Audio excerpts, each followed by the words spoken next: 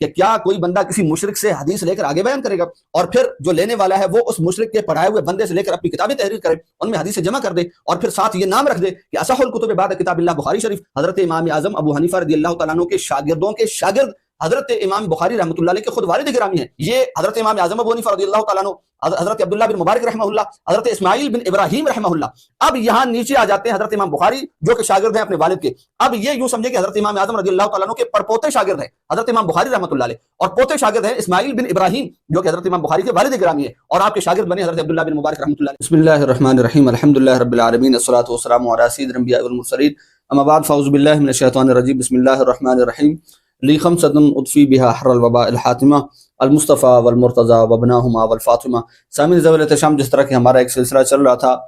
تقلید کے موضوع کے اوپر، اور بیچ میں کچھ ایک ایسے معاملات ہو گئے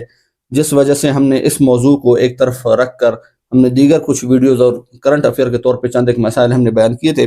بہرحال آمدم برسر مقصد ہم ایک بار پھر سے اپنے موضوع کی طرف آتے ہیں، پھر سے اس معاملے کو کنٹینیو کرتے ہیں۔ الحمدللہ جو سامعین ہمیں ذوق اور شوق کے ساتھ سنتے رہتے ہیں، ہم ان کا شکریہ ادا کرتے ہیں اور ساتھ ہی دعا بھی کرتے ہیں کہ اللہ پاک ہمیں دین کی سمجھ و فہم عطا فرمائے، اللہ پاک بعد ازاں ہمیں اس پہ عمل کی توفیق عطا فرمائے۔ سامعین ذوی الاحترام، جس طرح کے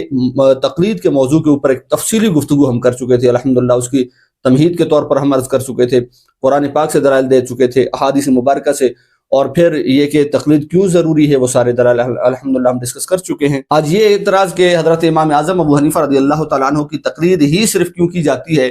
اور حضرت امام الائمہ امام اعظم ابو حنیفہ رضی اللہ تعالیٰ عنہ کا مقام و مرتبہ فقہا میں کون سا ہے اور محدثین میں کیا ہے، اور وہ اعتراض جو عمومی طور پہ لوگوں کے ذہنوں کے اندر فٹ کیا جاتا ہے کہ حضرت امام اعظم ابو حنیفہ رضی اللہ تعالیٰ عنہ 17 احادیث سے زیادہ تو احادیث کا علم معاذ اللہ رکھتے ہی نہیں تھے۔ تو آج الحمدللہ ہم یہ بتائیں گے، کیونکہ کسی بھی شخص کی علمی قابلیت کا اندازہ جو ہے یا تو اس کے اساتذہ کی طرف رجوع کر کے کیا جا سکتا ہے، یا پھر اس کے تلامذہ کو دیکھ کر اور ان کی طرف نگاہ کر کے دیکھا جا سکتا ہے کہ اس موصوف کا مقام و مرتبہ، اس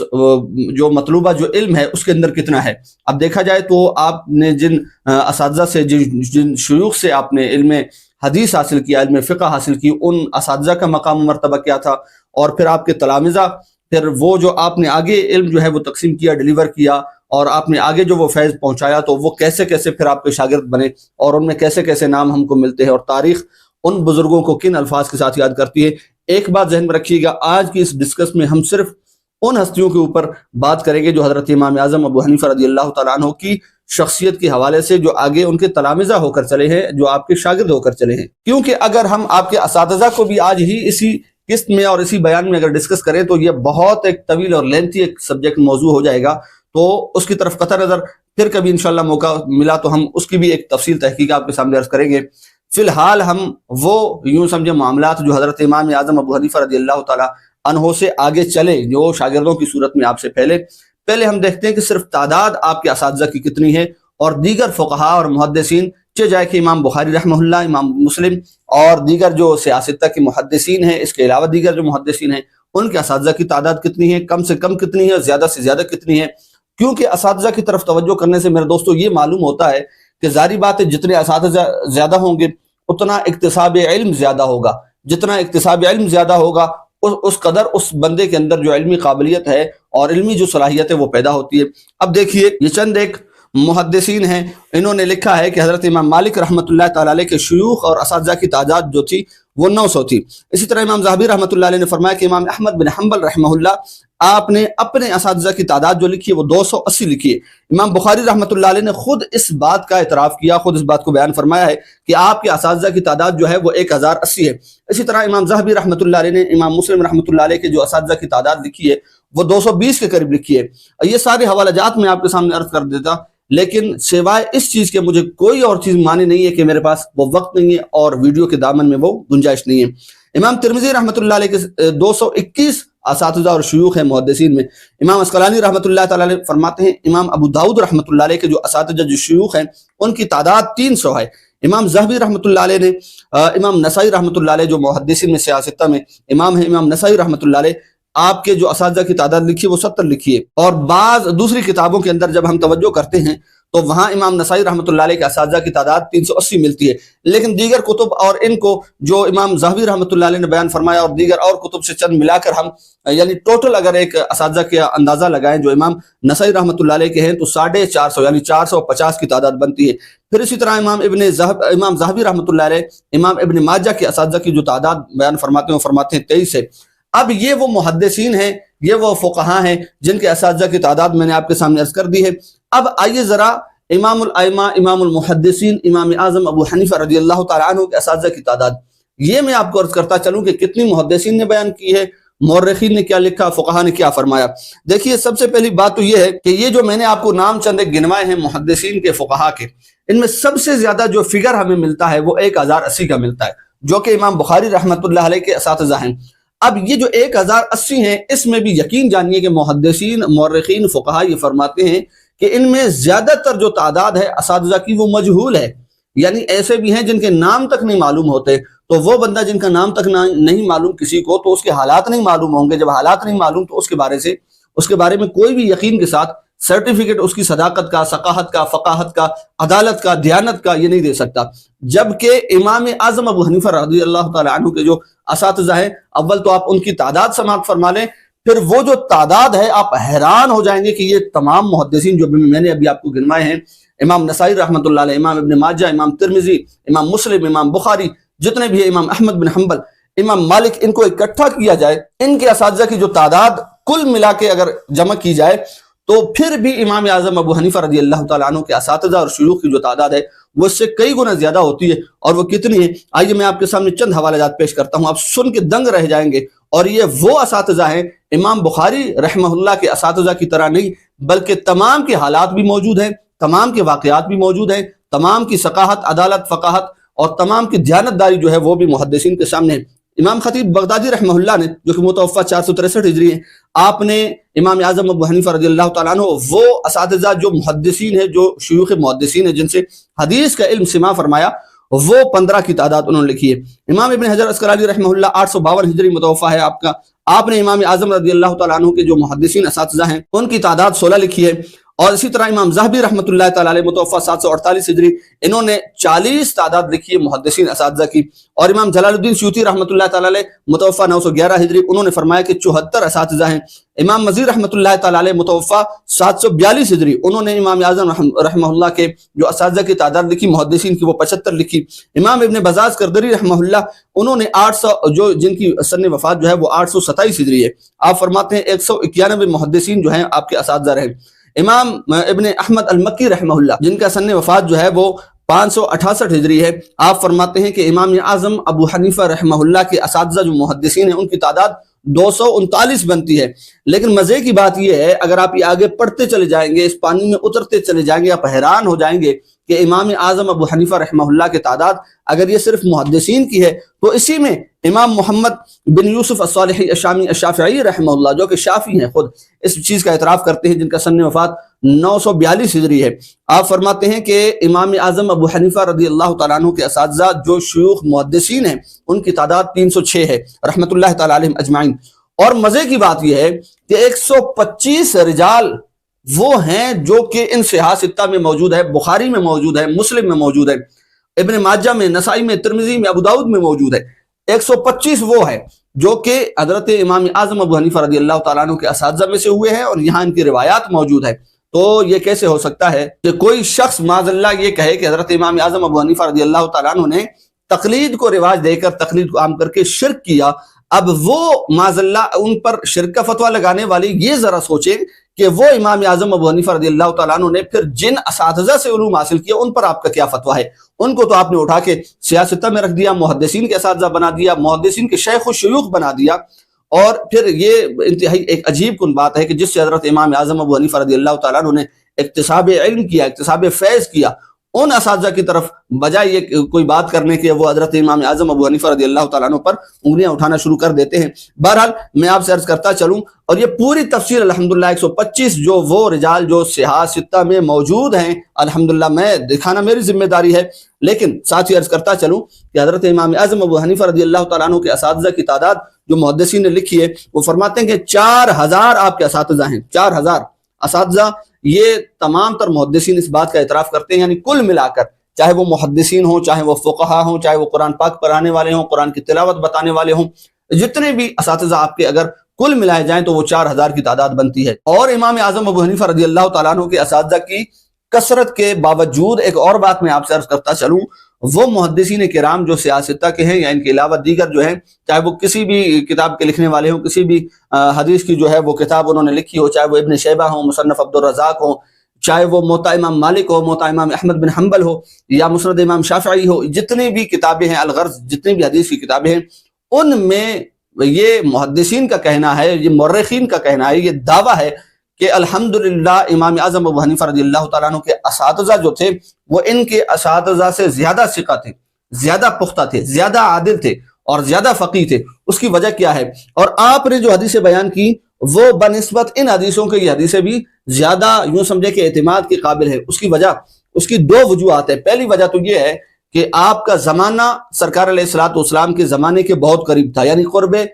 زمان تھا سرکار علیہ الصلوۃ والسلام کے ساتھ، یعنی حضرت امام اعظم ابو حنیفہ رضی اللہ تعالیٰ عنہ کے اساتذہ جو تھے یا تو وہ صحابہ کرام رضوان اللہ تعالیٰ علیہم اجمعین، یا پھر کبار تابعین رضی اللہ تعالیٰ عنہم اجمعین، یا پھر وسطی درجے کے جو تابعین تھے وہ موجود تھے۔ اور اگر آپ اس سے آگے چلے جائیں محدثین کرام کی طرف جو سیاستہ کے ہیں، دیگر کتب احادیث کے ہیں، تو ان کو یہ مقام حاصل نہیں ہے، کیونکہ ان کا زمانہ سرکار علیہ الصلوۃ والسلام کے زمانے کے بہت بعد آتا ہے، حضرت امام اعظم کے زمانے کے بہت بعد آیا۔ یہ جو محدثین سیاستہ کے ہیں، ان کے زمانے میں کوئی ایک صحابی اس وقت ظاہری طور پہ حیات نہیں تھا۔ ہاں صحابہ اگر حیات تھے، زندہ تھے، تو حضرت امام اعظم ابو حنیفہ رضی اللہ تعالیٰ عنہ کے زمانے میں تھے۔ پہلی وجہ یہ ہے۔ دوسری وجہ یہ ہے کہ جیسے زمانہ پھیلتا گیا، لوگ پھیلتے گئے اور منتشر ہوتے گئے، تو اس وقت وضع حدیث کا فتنہ جو ہے اس نے سر اٹھایا، اور پھر یوں سمجھے کہ نواسب نے، روافظ نے، اور یوں سمجھے کہ معتزلہ نے یہ قسم قسم کی احادیث معاذ اللہ گھڑنا اور وضع کرنا شروع کر دی۔ تو حضرت امام اعظم ابو حنیفہ رضی اللہ تعالیٰ عنہ کے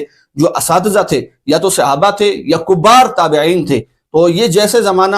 یوں سمجھے کہ آگے چلتا چلا گیا، اسی طرح لوگ منتشر ہوتے گئے، پھر یہ حدیث کا جو علم تھا وہ حاصل کرنا اتنا دشوار ہو گیا کہ عام لوگوں کی یہ سمجھ سے بھی بالا تر ہو گیا۔ اب پھر وہ جو اکثر اعتراض کرتے ہیں حضرت امام اعظم ابو حنیفہ رضی اللہ تعالیٰ عنہ کی ہستی کے اوپر، وہ زیادہ تر دعویٰ کرتے ہیں بخاری کا اور مسلم کا۔ جب بھی کوئی بات کی جاتی ہے، جب بھی کوئی فقہی شرعی مسئلہ بیان کیا جاتا ہے، حالانکہ وہ قرآن اور حدیث سے ریلیٹڈ ہوتا ہے، قرآن اور حدیث کی تشریح کے طور پر بیان کیا جاتا ہے،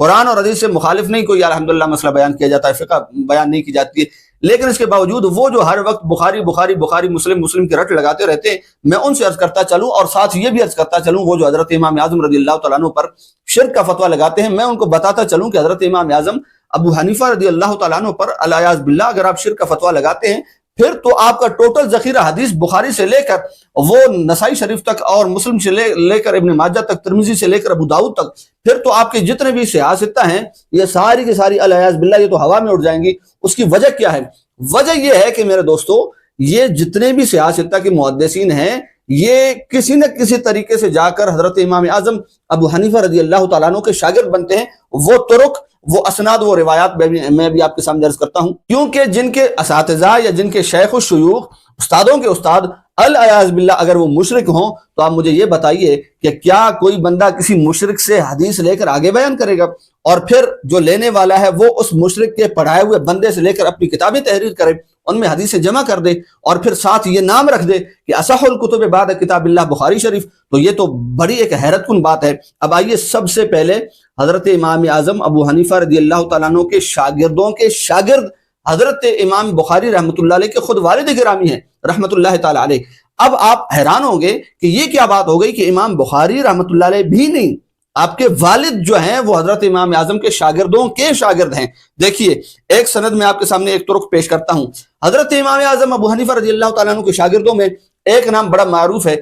عظیم محدث ہے، حضرت عبداللہ ابن مبارک رحمہ اللہ۔ حضرت عبداللہ ابن مبارک رحمۃ اللہ تعالیٰ علیہ کے نیچے شاگرد ہیں حضرت امام بخاری رحمۃ اللہ علیہ کے والد ہیں اسماعیل بن ابراہیم رحمہ اللہ۔ یہ حضرت امام اعظم ابو حنیفہ رضی اللہ تعالیٰ عنہ، حضرت عبداللہ بن مبارک رحمہ اللہ، حضرت اسماعیل بن ابراہیم رحمہ اللہ۔ اب یہاں نیچے آ جاتے ہیں حضرت امام بخاری جو کہ شاگرد ہیں اپنے والد کے۔ اب یہ یوں سمجھے کہ حضرت امام اعظم رضی اللہ تعالیٰ عنہ کے پڑپوتے شاگرد ہیں حضرت امام بخاری رحمۃ اللہ علیہ، اور پوتے شاگرد ہیں اسماعیل بن ابراہیم جو کہ حضرت امام بخاری کے والد گرامی ہے، اور آپ کے شاگرد بنے حضرت عبداللہ بن مبارک رحمۃ اللہ علیہ. یہ ایک طرق تھی. اب دوسری طرق میں آپ کے سامنے پیش کرتا ہوں. اسی طرح حضرت امام اعظم رحمۃ اللہ تعالی علیہ کے ایک اور شاگرد ہیں حضرت حماد بن زید رحمۃ اللہ تعالی علیہ. اسی طرح جب حضرت امام اعظم رضی اللہ تعالیٰ عنہ استاد بنے تو ان کے شاگرد بنے علم حدیث کے اندر حماد بن زید رحمۃ اللہ علیہ. اب ان کے شاگرد بنے حضرت امام بخاری کے والد اسماعیل بن ابراہیم رحمۃ اللہ تعالی علیہ. پھر آگے ان کے یعنی ابا جان کے اپنے والد کے شاگرد بنے حضرت امام بخاری رحمۃ اللہ علیہ. یہ دو طرق سے حضرت امام بخاری رحمۃ اللہ تعالی علیہ حضرت امام اعظم ابو حنیفہ رضی اللہ تعالیٰ عنہ کے پڑپوتے شاگرد بنتے ہیں، اور آپ کے والد گرامی جو ہیں وہ ان کے پوتا شاگرد بنتا ہے. اور یوں سمجھیں کہ حضرت حماد بن زید یا حضرت عبداللہ بن مبارک رحمۃ اللہ تعالی علیہما یہ حضرت امام اعظم ابو حنیفہ رضی اللہ تعالیٰ عنہ کے ڈائریکٹ شاگرد بنتے ہیں. اب آئیے آگے چلتے ہیں. یہ تو وہ ہے جو حضرت امام اعظم ابو حنیفہ رضی اللہ تعالیٰ عنہ کے امام بخاری جو ہے وہ دو طرق سے اپنے والد کے ذریعے سے ان کے یوں سمجھے ایک طور پر شاگرد بنتے ہیں. لیکن اور کئی ایسی میرے پاس طرق موجود ہیں کہ جس میں حضرت امام اعظم ابو حنیفہ رضی اللہ تعالیٰ عنہ کے شاگرد حضرت امام بخاری رحمۃ اللہ تعالیٰ علیہ بنتے ہیں دو طرق سے. اس میں والد گرامی نہیں ہے، اس میں دیگر محدثین ہیں. اور ان طرق میں کون آتا ہے؟ حضرت عبداللہ بن مبارک رحمۃ اللہ علیہ، یزید بن زریع رحمۃ اللہ علیہ، حشیم بن بشیر رحمۃ اللہ علیہ، عباد بن العوام رحمہ اللہ، وکی بن الجراح رحمہ اللہ، عبد الرزاق بن الحمام رحمہ اللہ، اور اس طرح کے دیگر کئی محدثین کرام آتے ہیں. یہ تو وہ ہے کہ دو طرق سے حضرت امام بخاری رحمۃ اللہ علیہ جو ہے وہ حضرت امام اعظم رضی اللہ تعالیٰ عنہ کے شاگرد بنتے. اب آئیے ایک واسطہ سے اور کئی طرق سے حضرت امام بخاری رحمۃ اللہ علیہ حضرت امام اعظم ابو حنیفہ رضی اللہ تعالیٰ عنہ کے شاگرد بنتے ہیں. اور وہ کون سی طرق ہیں، کون سے واسطے ہیں؟ جن میں مکی بن ابراہیم، ضحاک بن مخلد، محمد بن عبداللہ، ابو عبد الرحمن المقری، ابو محمد عبید اللہ بن موسیٰ کوفی، ابو نعیم فضل بن دکین رحمۃ اللہ تعالی علیہم اجمعین. یہ وہ ہیں کہ جن سے ڈائریکٹ امام بخاری رحمۃ اللہ علیہ نے اکتساب علم حدیث کیا، اور یہ ڈائریکٹ حضرت امام اعظم ابو حنیفہ رضی اللہ تعالیٰ عنہ امام المحدثین کے شاگرد ہیں. تو اس اعتبار سے امام اعظم ابو حنیفہ رضی اللہ تعالیٰ عنہ دوسرے نمبر پر یہ جتنے بھی محدثین ہیں ان کا نام آ جائے گا، اور تیسرے نمبر پر حضرت امام بخاری رحمۃ اللہ علیہ. تو یہاں پہ پوتے شاگرد بنتے ہیں، یعنی شیخ الشیخ بنتے ہیں امام اعظم ابو حنیفہ رضی اللہ تعالیٰ عنہ امام بخاری رحمۃ اللہ تعالیٰ علیہ کے. اور اب میں آپ کے سامنے ایسی لطف والی بات کرتا چلوں کہ انشاءاللہ آپ کا ایمان تازہ ہو جائے گا. اور خاص کر وہ حضرات جو حضرت امام اعظم ابو حنیفہ رضی اللہ تعالیٰ عنہ پر اعتراض والی انگلی اٹھاتے ہیں، نفرت والی، طعن و تشنی والی انگلی اٹھاتے ہیں، میں ان سے یہ عرض کروں گا بھائی یہ بات کرنے سے پہلے ذرا سا سوچ لیں. اور یہ میری اس بات کی طرف توجہ کیجئے گا کہ بخاری شریف میں سند عالی جسے کہا جاتا ہے، صاحب جو علم جو ہے وہ میری بات سمجھ رہے ہیں، جو سند عالی ہے اسے کہا جاتا ہے ثلاثی. ثلاثیات امام بخاری رحمۃ اللہ علیہ نے بخاری شریف میں 22 بیان کی ہیں، جبکہ ان میں سے 21 جو ہیں وہ صرف اور صرف ان راویوں سے لی ہیں جو کہ حضرت امام اعظم ابو حنیفہ کے شاگرد ہیں. اب یہ سارا یہ دیگر کتب احادیث میں نہیں ہے، یہ بخاری شریف میں یہ وہ احادیث ہیں کہ جس میں دو واسطوں سے ڈائریکٹ سرکار علیہ الصلوۃ والسلام تک حدیث جا کے پہنچتی ہے، جس میں روات کی جو یوں سمجھیں کہ کثرت ہے، تعداد ہے، وہ نہیں ہے. دو کے بعد تیسرے جا کے سرکار علیہ الصلوۃ والسلام کی ذات ہوتی ہے. اب یہ جو روایتیں ہیں اس کے بیان کرنے والے حضرت امام اعظم ابو حنیفہ رضی اللہ تعالیٰ عنہ کے شاگرد ہیں، اور 22 میں سے 21 روایات وہ ہیں جو انہوں نے روایت کی ہیں. اور یہ سارا کا سارا یوں سمجھے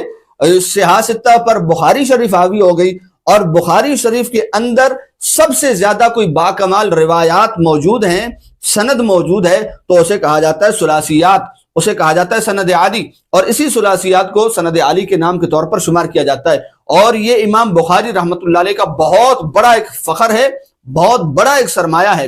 اور اگر اعاذ باللہ حضرت امام اعظم پر لگے شرک کا فتویٰ، اور پھر نیچے جو آپ کے شاگرد ہیں، آپ کے تلامذہ ہیں جن سے حدیثیں لی گئی، تو ظاہر بات ہے ان پر بھی اعاذ باللہ شرک کا فتویٰ لگے گا. جب ان پر آپ نے شرک کا فتویٰ لگا لیا تو آپ کو ماننا پڑے گا کہ بخاری شریف کے اندر معاذ اللہ مشرکین کی وہ 21 ثلاثیات بیان کی گئی ہیں جسے آپ سند عالی کہتے ہیں. تو یا تو پھر آپ ان کو اعاذ باللہ وہاں سے نکال دیں، ختم کر دیں. اگر آپ ختم کرتے ہیں تو پورا کا پورا امام بخاری رحمۃ اللہ علیہ کا ایک ناز جو ہے اور ایک فخر جو ہے اور ایک مقام و مرتبہ اس بخاری کو جو حاصل ہے وہ سارا ختم ہو جائے گا الیاذ باللہ. تو اعتراض کرنے سے پہلے یہ لازمی سوچ لیجئے گا. اب وہ محدثین کرام جنہوں نے ثلاثیات کو بیان کیا سند عالی، اس میں کون کون ہیں؟ پہلے آپ ایک تفصیل سن لیں، مختصر سی تفصیل. اس میں 5 راوی ہیں. نام میں آپ کو عرض کرتا چلوں، خلاد بن یحییٰ سے ایک حدیث مبارکہ مروی ہے، اور آگے چلیں عصام بن خالد سے بھی ایک حدیث مبارکہ مروی ہے. اسی طرح آگے چلیں محمد بن عبداللہ انصاری، ان سے 3 احادیث مبارکہ مروی ہیں سند عالی کے طور پر، اور ابو عاصم ضحاک بن مخلد ان سے جناب 6 احادیث مبارکہ مروی ہیں۔ آخر میں آتے ہیں 5ویں راوی مکی بن ابراہیم، ان سے 11 احادیث مبارکہ مروی ہیں۔ اب آگے چلیے، اب یہ جب احادیث ہمارے پاس آ گئیں تو یہ جو 5 حضرات ہیں، یہ 5 حضرات جو ہے وہ حضرت امام اعظم رضی اللہ تعالیٰ عنہ کے شاگرد ان میں سب سے زیادہ ہیں۔ ان 5 روات میں سے 4 روات جو حضرت امام اعظم کے شاگرد ہیں وہ میں آپ کو عرض کرتا چلوں۔ حضرت امام اعظم ابو حنیفہ رضی اللہ تعالیٰ عنہ کے 4 شاگرد ہیں جن سے ثلاثیات لی گئی، صرف ایک حدیث نکال کر اور ایک محدث کو راوی کو نکال کر۔ سب سے پہلے دیکھیے امام خلاد بن یحییٰ رحمہ اللہ جو ہے، ان کا متوفہ 213 ہجری، آپ سے جو بخاری شریف کے اندر ثلاثیات ہیں ان میں ایک حدیث کے راوی یعنی ایک ثلاثیات کے راوی آپ ہیں۔ اور اسی طرح اور یہ بھی ذہن میں رکھیں کہ آپ سیاہ ستہ میں سے صحیح بخاری، سنن ترمذی، سنن ابو داؤد، ان تمام کتب حدیث کے بھی راوی ہیں، ان کے اندر بھی آپ کی روایات موجود ہے۔ پھر دوسرے سٹیپ پہ آ جائیں، امام محمد بن عبداللہ انصاری متوفہ 215 ہجری۔ اب ان سے دیکھیے کہ کتنی احادیث روایت کی گئی ہیں، اور یہ جو حضرت محمد بن عبداللہ انصاری ہیں ان سے 3 روایات لی گئی ہیں جو ثلاثیات کے طور پہ بیان ہوئی ہے، اور یہ تمام کتب سیاستہ کے راوی ہیں، یہ بھی آپ کے ذہن نشین ہونا چاہیے۔ اور اسی طرح امام ابو عاصم ضحاک بن مخلد رحمۃ اللہ تعالی علیہ متوفہ 212 ہجری، آپ سے 6 جو بخاری شریف کے اندر ثلاثیات ہیں ان میں سے 6 ثلاثیات آپ سے لی گئی ہیں، یہ بھی جو کتب سیاستہ ہیں تمام کے روات میں ان کا نام موجود ہے۔ آخر میں آتے ہیں مکی بن ابراہیم رحمۃ اللہ علیہ جن کا متوفہ 215 ہجری، اور مزے کی بات یہ ہے کہ ان 22 ثلاثیات میں سے 11 کے راوی یہ حضرت مکی بن ابراہیم رحمۃ اللہ علیہ جو کہ شاگرد ہیں حضرت امام اعظم ابو حنیفہ رضی اللہ تعالیٰ عنہ کے۔ اور یہ سیاستہ کی دیگر کتابیں بخاری شریف ہے، مسلم شریف ہے، ترمذی شریف ہے، ابو داؤد اور ابن ماجہ میں یہ سب میں موجود ہیں۔ اب یہ دیکھنا چاہیے کہ یہ پورا کا پورا ناز، پورا کا پورا روب، پورا کا پورا دبدبہ جو ہے امام بخاری رحمۃ اللہ علیہ کا ڈیپینڈ کرتا ہے ان ثلاثیات کے اوپر، اور یہ شاگرد ہیں 4 محدثین، 4 روات ان کے شاگرد ہیں حضرت امام اعظم ابو حنیفہ رضی اللہ تعالیٰ عنہ کے۔ 22 میں سے 21 کے راوی حضرت امام اعظم رضی اللہ تعالیٰ عنہ کے شاگرد ہیں، اور پھر آپ کیسے کہہ رہے ہیں کہ حضرت امام اعظم ابو حنیفہ رضی اللہ تعالیٰ عنہ کو تو احادیث کا علم ہی نہیں تھا، الیاذ باللہ۔ تو یہ کہنے سے پہلے سوچنا چاہیے میرے بھائی کہ آپ بات کیا کر رہے ہیں۔ اور یہ بھی ذہن میں رکھیں کہ 12 طرق سے